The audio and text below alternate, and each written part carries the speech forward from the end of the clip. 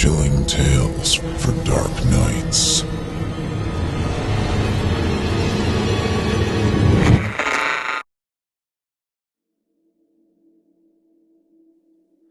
Robert Francis started the day with purpose and verve.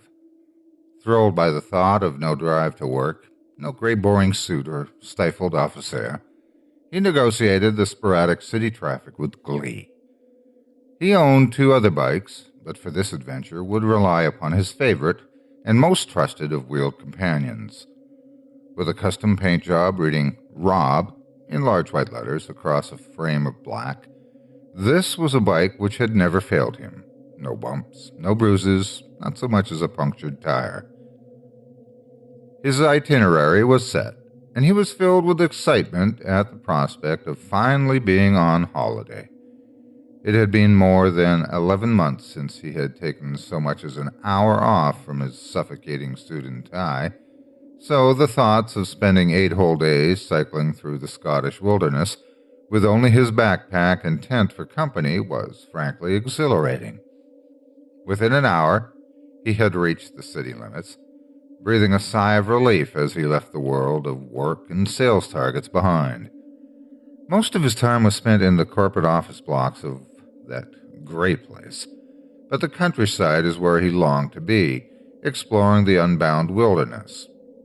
The unpredictable Scottish summer cast its unwelcome interruptions as the busy traffic gave way to winding country roads. It was colder than he had anticipated, but even this could not dampen his spirits. As he made his way through the open countryside, passing the occasional car and rural dwelling, a smile crept across his face.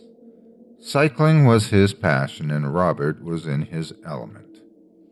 A couple of hours passed as the sparse yet vibrant green grassland soon surrendered to a more imposing and altogether impressive setting. Slight hills rose up to become domineering mountains. Pockets of isolated woodland soon weaved together into thick and impenetrable forests, and wide-open roads soon constricted into narrower, less-trodden avenues. For the past 3 months, he had been in a quandary about where to go on his adventure, which remote part of Scotland to explore. But when he passed over an old stone bridge with a babbling stream underneath like 1,000 voices whispering for attention, and found himself face to face with a forest covering hills, mountains, and valleys like a blanket, he knew he had made the right decision. A dirt road cut through the labyrinth of trees ahead, winding and twisting for miles. It occurred to Robert that as he cycled further into the forest, the daylight above seemed to diminish with each panting puff of air, blocked by the huge pine trees on both sides, as if the sun were an unwelcome visitor. As the sky darkened, it became clear it was time to stop for the night, so, after spotting a gap in the trees not far from the road, he clambered through some thick underfoot and entangled bushes, hauling his bike and backpack behind him, looking for a suitable resting place. On reaching the clearing, and observing the broken and felled trees which encircled it, he set his tent up for the night on a small pitch of unassuming grass. Before long, he was sitting next to a roaring fire under the stars. Unimpeded by the false light of man, they shone bright and bold above. After a few hours of watching the warm glow of the fire, he reluctantly turned in for the night, excited by the prospect of another day's adventure, another day of distance between himself and the city. That night he slept soundly, but for one ill-defined dream of a noise in the darkness growing louder with each breath. The next morning he set off as soon as there was daylight. It had rained slightly during the night, and after cycling for an hour, Robert noticed a change in the landscape. It had become increasingly unkempt, less constrained. The trees seemed closer together, and any occasional gaps in the forest scenery were filled by clearings and small fields which had been left unattended for some time. It became clear that he had traveled far enough into the forest that he was now out of reach of even the park rangers who would normally maintain such a place. It seemed as though, beyond that point, the land had been neglected by its carers. The thought that even those familiar with that wilderness were afraid to tread there weighed on his mind momentarily, before being quickly dismissed as a flight of fancy. The sky dulled as the day wore on, and it was clear that rain was on its way once more. After pushing his bike up a steep incline, which he felt was too uneven to cycle on, Robert reached its peak, revealing another breathtaking change in front of him. The land spread out to the horizon, sprawling forward between pockets of woodland and stagnant pools of water, slumbering in a deep-set valley which stretched across an ancient basin for miles below. With brooding storm clouds above, he looked down at the valley and decided it would make sense to set up camp early. Not a half hour later, he had descended and stood in a wide circle of grass, and after putting his tent in place, all that was left was to gather some firewood. The only problem was that Robert had picked a camping spot dominated more so by bushes and shrubs than trees. He would have to venture out across the valley and find what he needed from one of the wooded areas nearby. A collection of pine and fir trees, which formed an isolated island of woodland about a half-mile across, was close enough to the camp. After 10 or 15 minutes of trudging through the long grass, occasionally sinking his feet unwittingly into remnants of a marshy bog, Robert found himself at the edge of the woods. Its boundary was dominated by older trees, which had long since withered, covered by thick brown hanging moss, nature's own burial shroud.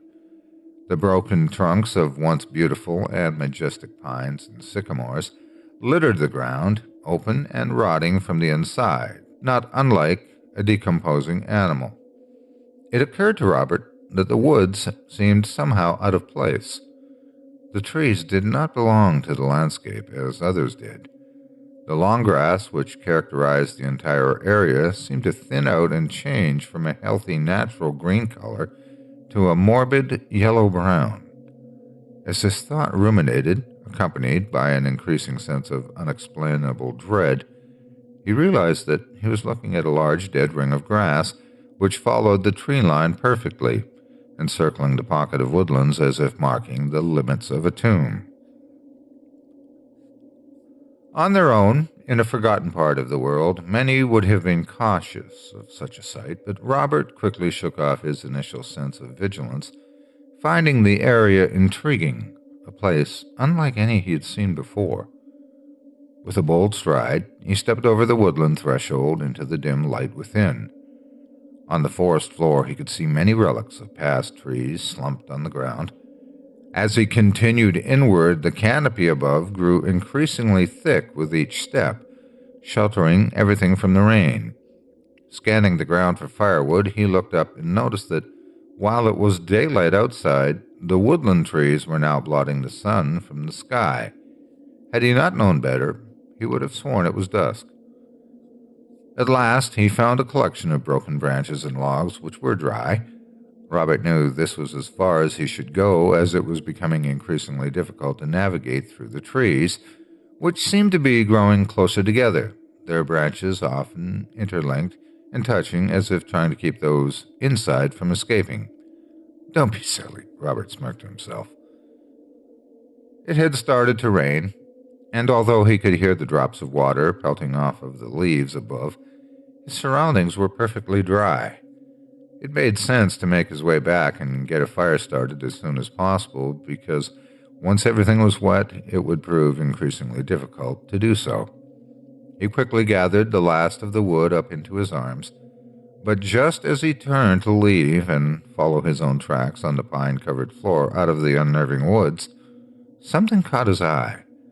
Several feet away, obscured by a ring of trees particularly close to one another, there appeared to be a strange arrangement of stones on the ground.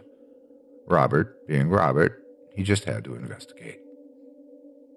After clawing his way through a net of branches, he found himself staring at what looked suspiciously like a grave.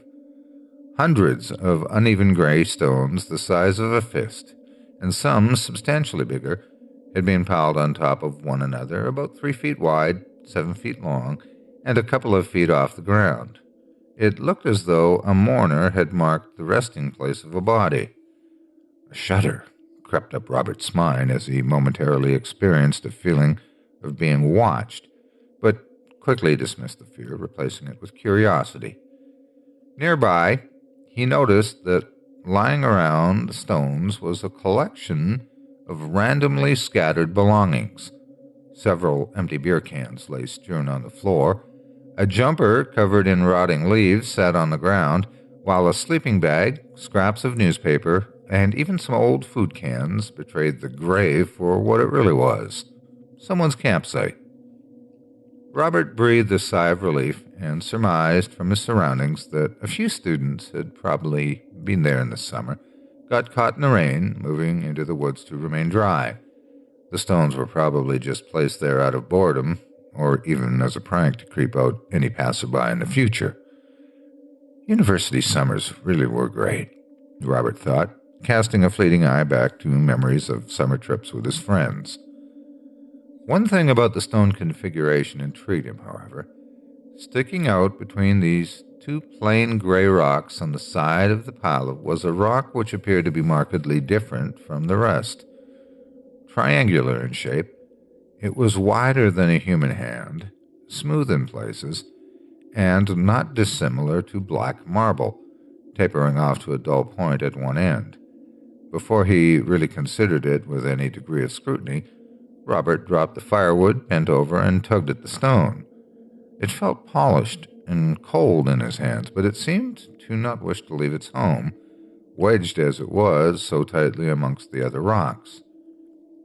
Growing slightly exasperated, he wrapped both his hands around the stone, and finally, with an exerted judder backwards, was free. Staring at it intently, it looked suspiciously like an ancient axe head. Whether it was or not, Robert was not qualified to answer, but it certainly looked like a man-made object, and he could see chisel marks along its side. Perhaps the previous campers found it nearby and then used the rock in their construction without knowing of its significance. He was excited by the prospect, and knew instantly that on his return home he would ask a friend of his, who studied archaeology at university, whether it was what he suspected or not. After examining the object for some time, Robert was reminded by the sound of rain above that he really should make his way back to the campsite. Pocketing the stone, he bent over to pick up the firewood, but as he did so, he heard a noise. It appeared as though one of the stones on the pile had slid off and landed on the ground. A creeping sense of unease slowly started to exert itself upon his nerve, one which he could not explain. Picking up the firewood quickly, leaving the rest of the stones unmoved, he began to make his way back. With every step, something deep within was telling Robert that he was no longer alone, and worse, that he was being followed by someone in the woods. But with several nervous glances over his shoulder, he could see nothing. There were moments when he even fancied that he heard the sound of twigs and pines cracking underfoot, but again, no one was there.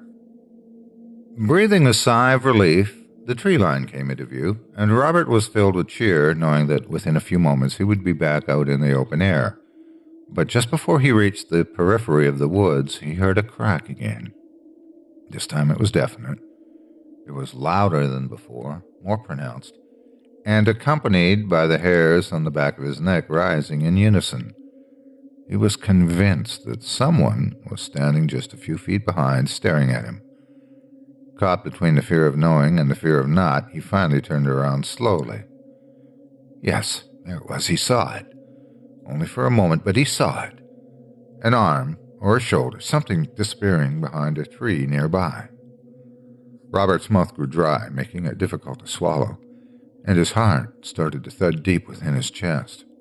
He began to backpedal slowly, hoping that he would not trip on an unseen root or weed on the floor, leaving him vulnerable on the ground.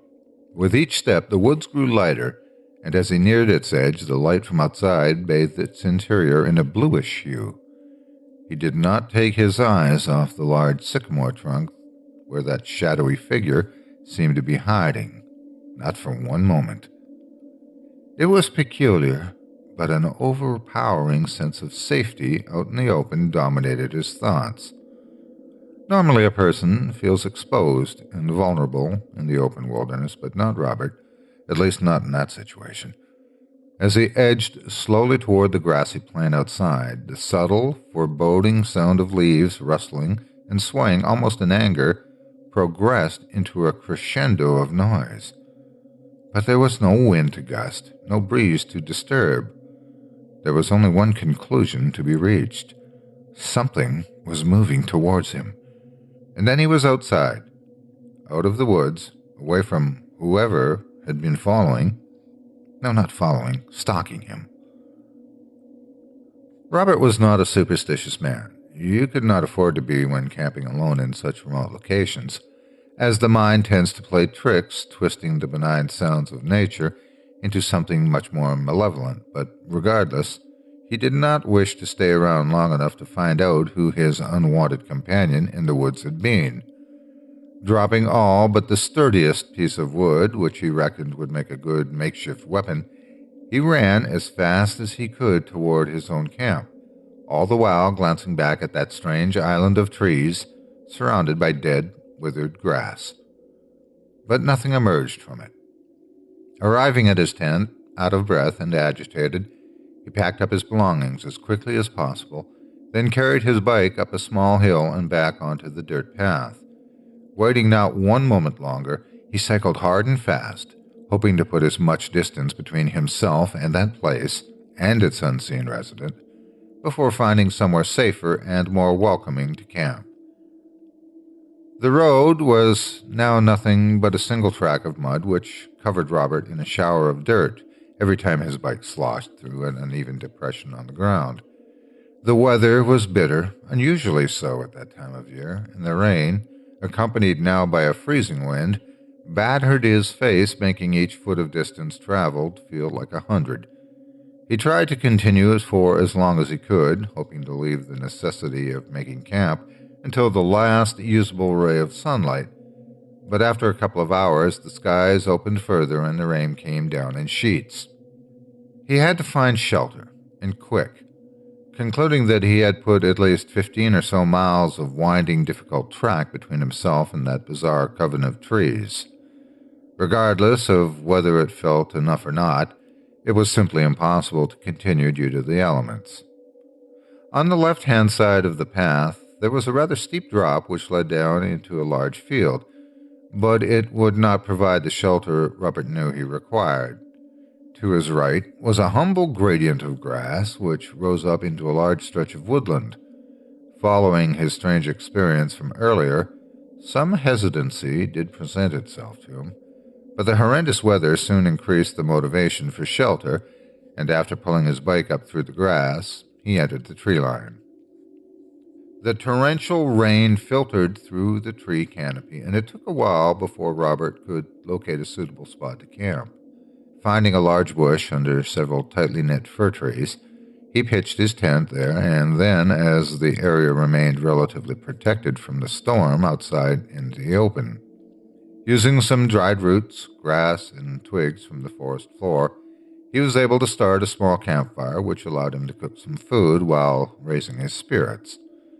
Night began to close in, and as the wind and rain diminished, the sound of sausages sizzling in a frying pan on the fire provided the first sense of well-being and comfort that he had experienced since the morning. Thinking over his experience in the woods, he began to rationalize the events. He had found various belongings in there, a sleeping bag, clothes, fruit, and beer cans. It was obvious now that he had just disturbed a fellow camper. Someone who no doubt became frightened, seeing another human being wandering around the campsite in the middle of nowhere. That must have been it. The man, and he was reasonably sure it was a man from the little he had seen of him, probably hid behind that tree because he was simply scared or unnerved. Robert relaxed into a sigh of relief, but just as he did so, he slipped his hand into his jacket pocket. Touching its cold black surface, he had completely forgotten about the unusual stone he had picked up from that collection of oddly arranged rocks. Removing it from his jacket pocket and observing it in the low red light of the campfire, Robert was certain that it had been shaped by human hands. It felt old, ancient even, but he would wait to contact his archaeologist friend before getting his hopes up too much.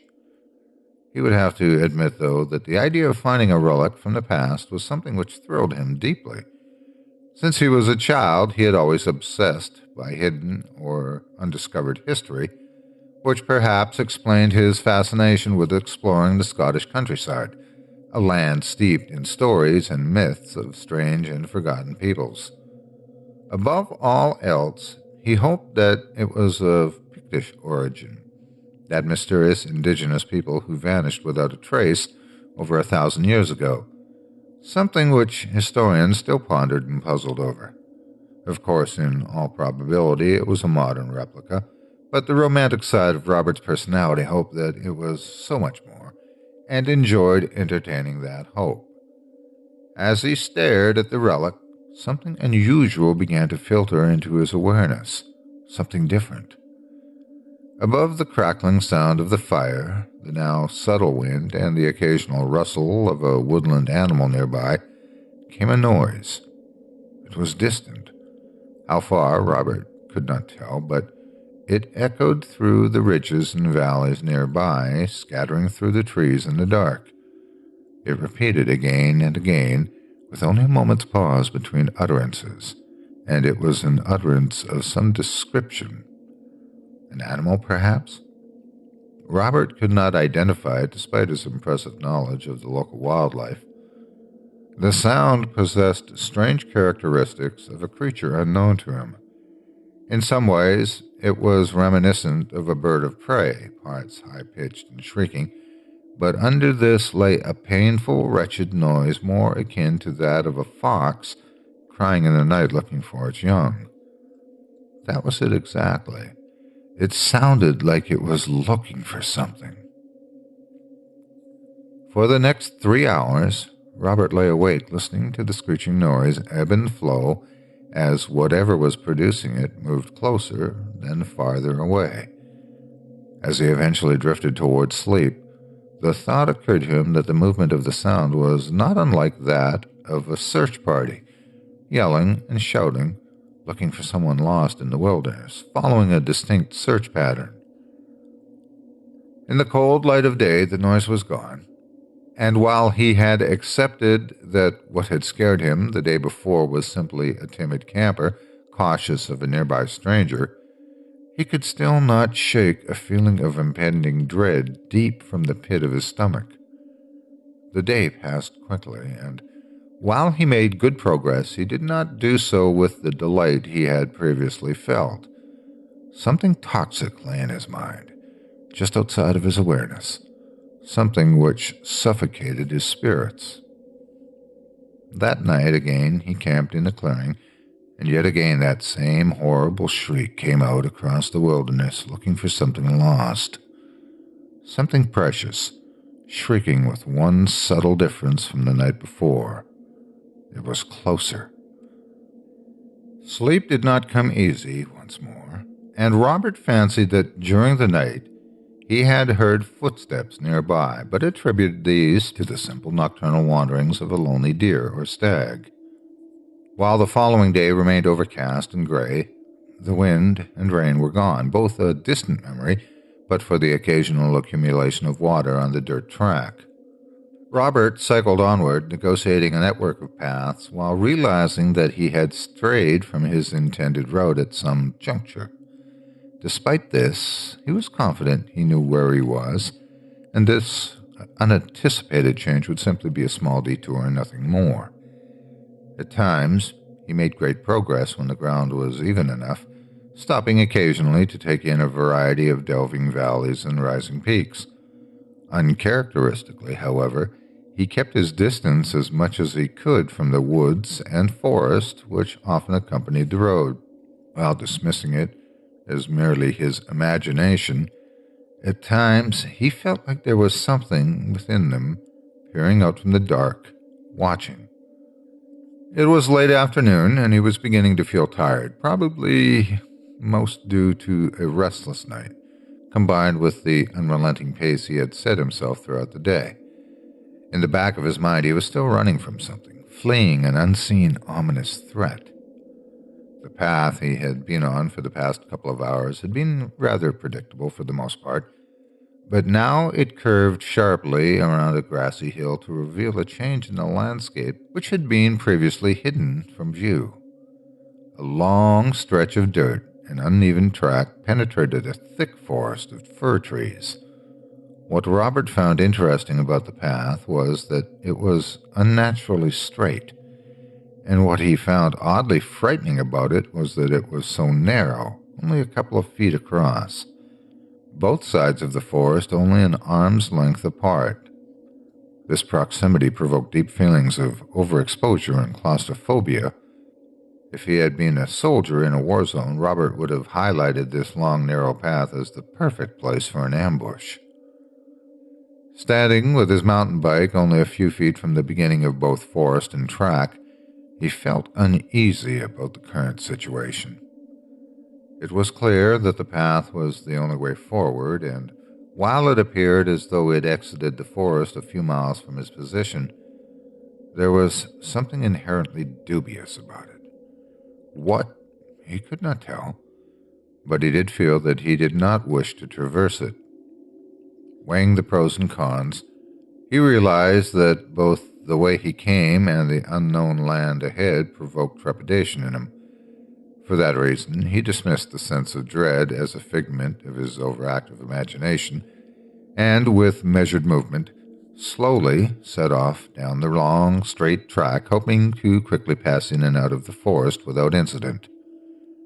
A black cloud hovered above, and as Robert negotiated the overly uneven path as quickly as he could, the feeling of foreboding, which he had so nonchalantly dismissed, began to ferment in his stomach, rising up through his body, forcing the hairs on his arm to stand on end. He kept his head down for the most part, occasionally glancing ahead at what he assumed was his exit in the distance. He just wanted to be through and out of that place as quickly as possible, the trees closing in on either side, creating a suffocating atmosphere. Just over halfway down the path, an unnerving and unwelcome familiarity overtook him, a sensation which had accompanied him for days, but now seemed to be sharper, grating more profoundly on his nerves, filled his every thought, the feeling of being watched.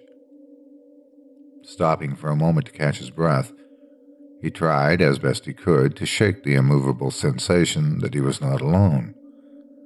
The path stretched out ahead, and as is common amongst those who attempt to reach a goal or threshold, without thinking, he looked back to measure his own progress. He had managed to cover a substantial amount of the track's length, and was quite confident that in a short time he would escape the narrow stretch of dirt. But just as he turned to continue onward, something caught his eye farther down the path in front of him. He immediately wished that he had not taken the route he had chosen, that he had turned back and started homeward. It was there, unmistakable, unwavering, and utterly paralyzing. Some distance away in the direction he was heading stood a figure. He could not entirely make out the discrete features of the individual because they were standing to the side of the path between a cluster of trees, covered in shadow, but it was there, no doubt, and was certainly a product of his imagination. Someone was standing there watching, and while Robert was a distance away, it felt to him as though the figure's presence was almost on top of him. Its stare, accompanied by an uncommon, potent sense of, malice was the best way that Robert could describe it to himself. Then it was gone, disappearing back into the forest. But the feeling of danger, of the necessity to flee, did not diminish or decline, but grew in intensity. The sound of something moving between the trees rang out across the emptiness, increasing in volume as it neared. Robert panicked, turned, and cycled as quickly as he could in the direction he had come. So eager was he to escape that narrow passage flanked on all sides by the impenetrable forest that he did not see a deep hole in the ground. The front wheel of his bike crashed into the depression, sending him flying over the handlebars, scraping along the ground. Dazed for a moment, the shambling sound of broken branches and displaced leaves, which was nearly upon him, brought his mind back into abrupt focus. Blood dripped from a wound in his leg, and his arm was badly bruised from the impact, but all he cared about was escaping from that suffocating path away from whoever seemed to be moving in the woods. Robert's beloved paint job, including the letters Rob on the bike's frame, had been scratched slightly in the crash, but that did not concern him. 2 spokes on the bike's front tire were broken, and that most certainly did. The last thing he needed was to be completely stranded there, so he would have to ride carefully and hope that the wheel would not buckle, lasting long enough to carry him home. Home. That was exactly where he intended to go, as quickly and directly as possible, as he was now facing in the direction he had been traveling for days. There was no time like the present. The moving sound in the trees continued, and as Robert carefully, yet at pace, negotiated the broken ground, he hoped above all else that his trusted mountain bike would get him out of there. Despite his obvious advantage of speed, the sound seemed to be only moments behind, and as he came closer to the end of the forest path and out into the open, he heard a noise which chilled him to his very core. From within the dark recess of trees spewed that same shrieking, tortured cry from the nights before, echoing out, piercing Robert's ears and scratching through his nerves. Was it that figure who had been wandering near his camp at night? Surely no human could make such a sound. Panicking, he increased his speed as the front tire of his bike wobbled and creaked under the pressure and strain. Finally, he was out of that narrow place, but he did not stop, cycling for hours without once looking back. Only when sure that his pursuer could not have followed did he stop to rest. Night was once again drawing in, and now every sound, every smell, every part of what had always made the countryside fascinatingly inviting to him took on a new, ominous, and menacing form. The remoteness, the solitude, to be left alone far away from the buzzing lights of the city. He decided that tonight he would not set up camp. No fire, no tent. Robert was sure that the person following him had been able to do so because of the noise and light which he had made from night to night. It would not be pleasant. It would be cold, wet, and uncomfortable, but he wanted to make sure that he could not be tracked. There were various paths and dirt tracks in the area that he could have taken, but hopefully the man who was stalking him, for whatever reason he was doing so, would not be able to find him again. Robert knew, of course, that his tire tracks could easily betray his location if his pursuer was smart enough to follow them. The bike marks were obvious. For this reason, he backtracked for several minutes off the path in an attempt to confuse anyone following should the need arise. The worst thing he could do would be to sleep next to where his tracks ended. Finding a large bush with space underneath to sleep, he hid himself and his bike for the night, with one question on his mind. If this stalker was able to keep up with his progression each day, he must have been using a bike or vehicle of some description. But where were the tire tracks? Sleep did not come at all that night, but around 3 a.m, that wailing, inhuman noise did, moving around the area, searching. By now, Robert was beginning to suffer from lack of rest, but in spite of this, at the first sign of daylight, he quickly uncovered his bike from its hiding place and started on his way once again. Not one foul noise was heard that day, nor any evidence that his stalker was nearby. Rationality began to overtake Robert's fear as night once again settled in. He had covered much ground throughout the day and had managed to take care as best he could of his bike's front wheel, which, bar the occasional creak or groan, was performing admirably. He concluded, after much soul-searching, that he had allowed himself to get carried away by the isolation of his surroundings and the admittedly unnerving person he had seen in the forest over the past few days. But surely it was preposterous to believe that he was really being followed. Perhaps the individual he had seen was not the same as the one he had encountered at that strange island of trees. It would make more sense that it was, in fact, just another camper. Maybe there were a few of them in the valley, and as for the unfamiliar animal screeching at night, it must just have been a species of bird in the area which he had never heard before. That night Robert would set a campfire. He would cook his food, eat well, and enjoy the solitary countryside as he had intended to for such a long time since planning his holiday. After locating a suitable spot in the forest, that was exactly what he did. He cooked on a roaring campfire and sat for hours gazing at the night sky through the branches of the trees above. There were no noises, no strange shrieks, no shambling footsteps in the darkness. Nothing. Confident that his unwelcome traveling companion had been left far behind, he retired to his tent, exhausted, in much need of a well-earned rest. 2 paltry hours of sleep later, however, Robert woke to the sound of something stirring outside. He had left the campfire burning as he was uncomfortable in spending another night in darkness, and its flames seemed to dance, shifting and changing shape in the night air, casting shadows all around onto the thin canvas of the tent like a naturally occurring cinema screen. But it cast one shadow in particular which dominated the others, that of someone sitting by the fire. Robert froze. His mouth went dry, and his breathing became shallow and anxious. He could not believe that he had been so stupid to persuade himself that no one was following him.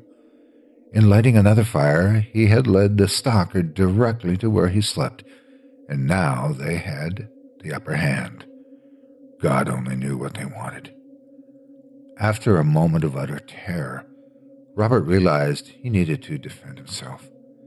Sitting up slowly and pulling off his sleeping bag and out from under him as quietly as possible, he scanned the tent looking for something he could cannibalize as a weapon. But anything of any weight was in his backpack. A metallic torch, the wood he had taken days earlier, a glass bottle, etc. And he had stupidly left that outside of the tent. He cursed himself for being so reckless, and could scarcely believe that he had left his bag outside when he always kept it inside, away from rain and wild animals. Exhaustion was his only explanation, but that did not help his current circumstances at all. Then he remembered the old axe head, the black rock he had found at the stranger's camp. Indeed, if it was a hand axe as he suspected, he reckoned it could still deal a nasty, perhaps even fatal blow. Running his fingers along its once sharp ridges, Robert composed himself, never for a second taking his eyes off of the flickering shadow in the tent wall. The door to the tent was luckily unzipped, but the 2 flaps from the outer fly sheet were draped over the entrance, obscuring his view. With one eye, he peeked through the slit between the canvas slowly. There it was. Someone sitting at the campfire. By his build, Robert was certain it was a man.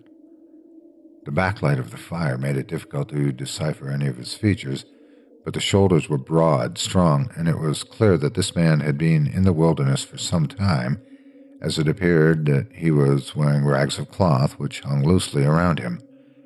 His head was covered in long strands of black wet hair, which had clumped together in places, presumably because it had not been washed for some time. Staring at the rear of the man's head, Robert tried as best he could to subdue his fear. He thought that he could conceivably sneak up behind him and knock him out with a blow to the back of the head with the black stone, but that could be murder, and Robert did not even know if the man was violent. Perhaps he was a nomadic type, a gypsy, a traveler. Yes, maybe it was best to wait. Maybe he would just wander off into the woods, although that seemed unlikely. Just as Robert affirmed to himself that if the man made a move toward the tent, he would rush out into the open and fight him head on, he noticed something. Something was odd about the way the man was sitting. First of all, he was sitting still. So still that anyone would have been forgiven for mistaking him for a shadow. Not the slightest movement was made, nor was there any indication of life at all. No subtle shifting of weight, no rising and falling of breath, nothing. While the stillness was unnerving, it was Robert's second observation which bothered him the most. The man was sitting forward facing the fire, but the shape and position of his upper body and head was somehow off. They did not seem to quite add up. His frame seemed unnaturally positioned. A crackle from the fire, followed by a wayward flicker of light, revealed the truth. The flames lit up the area momentarily, the light bouncing from tree to tree, even onto Robert's tent, and reflecting back onto what surrounded it. 2 pinpoints of light momentarily shone in the night through black clumps of matted hair. Yes, the man's legs were facing the fire, but his body and his head were horribly contorted, twisted into an inhuman posture.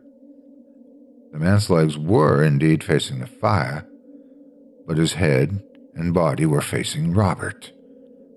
This was no man at all. How long it had sat there staring at the tent, waiting, he did not know. But a creak of movement from its neck was enough to send Robert out of the tent into the woods, consumed by a terror so profound that it could be likened to madness. He did not know how long he had been running, nor if he had been screaming the entire time, but his feet were cut in several places, and the first ray of sunshine were peeking out through the still thick branches of the forest. In the distance, Robert could see the flames from his campfire still burning bright, and despite his terror at the knowledge of being stalked by someone entirely inhuman, he had to get his bike to stand any chance of escape. For a while he hid behind trees, under bushes, his nerves absolutely shattered, refusing to go near the fire. His preconceptions were broken, but Robert was a strong character, and after a time a modicum of composure returned to him. Step by cautious step he neared his own camp. There was no sight of whatever had been sitting at that fire staring at him. By now, daylight illuminated the wider area, and after much self-bargaining, Robert decided to reclaim his belongings, grab his bike, and quickly continue as he could on his way out of the wilderness back to the city. Everything seemed to be accounted for, and even allowed himself a smirk at the thought that the creature, at least not being a thief. That sight soon vanished at the sight of the bike, however. Unharmed, yes, but strands of a black putrid liquid covered the seat and front wheel. This was not a time to be concerned with sludge on his means of escape. It was still working, and that was all that mattered. Had it been a week earlier, Robert would have been angry about the slightest scratch to his beloved mountain bike, but now he just cared about it getting him home, or at least back to Aberfoyle Village, to civilization. After clearing the liquid off and packing up his tent, Robert once more continued onward as fast as he could. He reckoned, with a hard push, that he could be out of that horrid place in a day and a half, as long as he took minimal rests and cycled for the duration of available light. The weather was not exactly ideal, but while rain occasionally came, it quickly disappeared, leaving long stretches of the journey clear from the wearing effects of the elements. As the day progressed, so did Robert's unease. He felt oppressed on all sides, as if he were running from something terrible, yet nearing an undefined danger. A horrible realization bubbled up from his unconscious. What if that thing followed him all the way home? As this thought swirled around in his mind, he passed over the crest of a hill and down again, suddenly realizing what was wrong and why he was feeling so much unease about what lay ahead. A gulf in the land opened up before him, Pockets of stagnant water lay strewn between stretches of marshland and long grass, and in the center there lay that horrible island of wretchedness. It was the woods where Robert first saw his pursuer, and then in a flash it all made perfect sense. Call it superstition, call it blind stupidity, whatever you would call it, Robert knew that he did not wish to see that twisted man again. As a child, he had been told ghost stories of people disturbing graves and the graves of dead rising up to haunt the living, but he never took much stock in such things. Not until then, at least. What he did know was that he had inadvertently triggered the whole terrifying ordeal. He had taken something which did not belong to him. After hiding his bike in the long grass, he trudged toward that isolated pocket of woodland where he now knew to be a grave lay, minus one oddly shaped black stone which he had been carrying with him ever since the ordeal had begun. He half expected for that thing to be sitting next to its resting place, but while there was a number of strange noises and movements between the trees, there was no sign of Robert's unwelcoming traveling companion. He assumed it was still out there looking for him.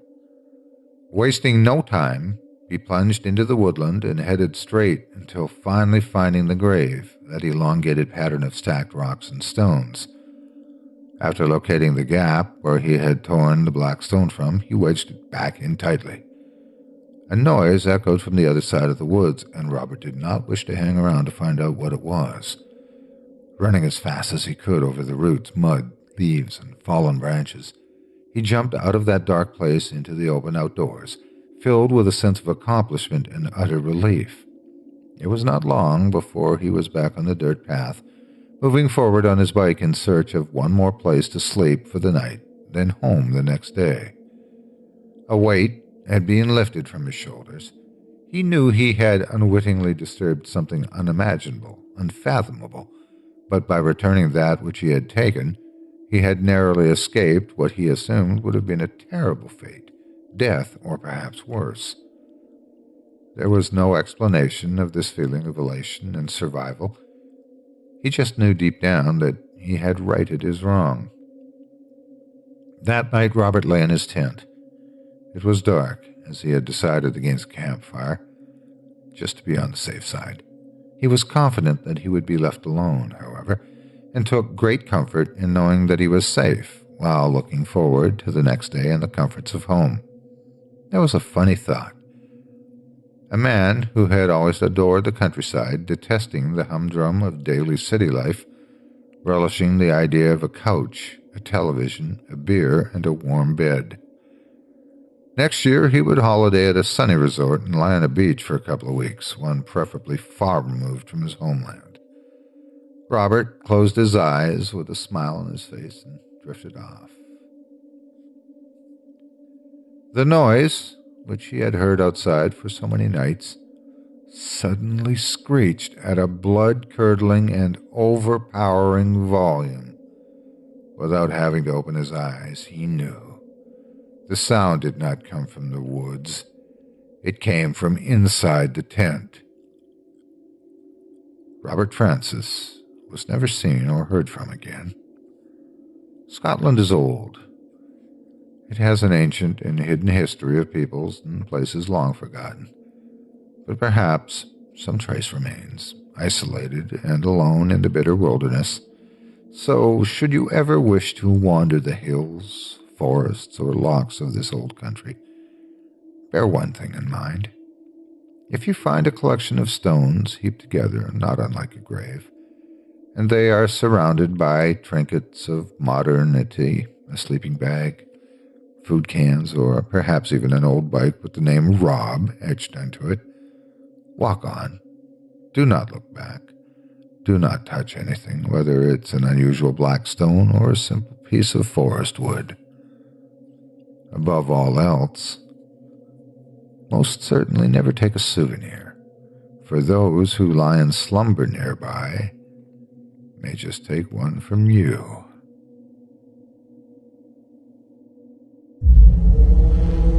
Chilling tales for dark nights.